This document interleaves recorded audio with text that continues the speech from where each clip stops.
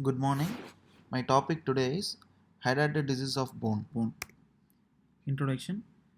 Disease caused by the larval stage of parasitic tapeworm known as Echinococcosis granulosus. It affects almost any part of the body, most commonly found in the liver and lungs. Musculoskeletal involvement is rare.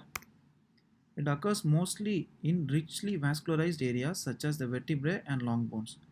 The spine is the most common location for 50% of disease, followed by the pelvis, hip, femur, and scapula. Most of these patients present by adulthood. Clinically, there are no pathognomic signs and symptoms of musculoskeletal hydrated disease, but pain, pathological fracture, secondary infection, deformity, neurovascular symptoms are due to compression features. The life cycle. Echinococcus granulosus has two hosts, definitive and intermediate host, dog being the definitive host and sheep forms the intermediate host. Humans get infected through the embryonated egg ingested through fecal-oral route. Pathology of the disease. The enlarging cyst in the bone absorbs the trabecular pattern, spreads along the medulla, which causes thinning of the cortex and expanding the bone. Later, the cystic lesions become well defined. Fibrous dysplasia may be stimulated in the long bones. In early stage, the following events happens: microvascular infiltration into middle of the bone. There are no connective tissue barriers in the bone, so the daughter cyst develops and extends into the bone. Erosion of the cortex results in the lesion extending into the surrounding soft tissue. Later stage, the disease appears as well-defined multiloculated osteolytic lesion. Periosteal reaction and sclerosis are uncommon. Extraosseous hydatid cyst may calcify, but intraosseous hydatid cyst will not calcify. Radiographic features mimics tumors and other inflammatory conditions. CT scan is the best method of diagnosis and follow-up. Radiological appearances may be confused with lesions such as aneurysmal bone cyst, giant cell tumor, and fibrous dysplasia. CT findings: well defined osteolytic lesions, bone expansion, cortical thinning, cortical destruction, honeycomb appearance, and sclerosis are seen. Extension into the adjacent soft tissue. Spinal involvement with expansion of the vertebra. Extension into the spinal canal and spinal cord or nerve root compression may occur.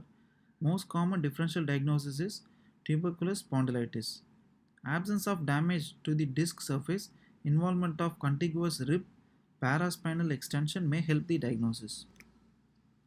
Radiological finding: the bone destruction with the formation of large cysts around both the hip joints are classical features of osseous hydatid cyst. In spine, cyst is starting to break out of cortex, forming large paraspinal masses which do not calcify but cause paraplegia. These appearance may resemble dumbbell tumors in neurofibromatosis. This figure shows X-ray of AP view of right femur with multiloculated osteolytic expansor lesion in the distal one-third of femur. Soft tissue mass seen on the medial aspect of femur. This shows the lateral view X-ray of right femur with osteolytic lesion with well-defined border and old fractures. There is calcification of the soft tissue. This is an axial image T1 weighted MRI of L5 vertebra, shows hypointense signal changes in the left pedicle and transverse process which resembles metastasis. Differential diagnosis will be giant cell tumor, aneurysmal bone cyst, and fibrous dysplasia. Discriminator point for giant cell tumor will be epiphysis must be closed, it must be well defined, non sclerotic margin, and it will be eccentric. In aneurysmal bone cyst, solitary expansile lesion, well defined osteolytic lesion will be there. In fibrous dysplasia, it will have lytic and well defined lesion, mostly found in children and young adult. Tubercular spondylitis, radiolucencies and loss of definition of plate margins will be seen. Vertebral body destruction, loss of disc height, erosion of end plates, vertebral small cavity, bone sequestration, sclerosis, and paravertebral masses are seen. Calcification in paraspinal masses is highly suggestive of tuberculosis.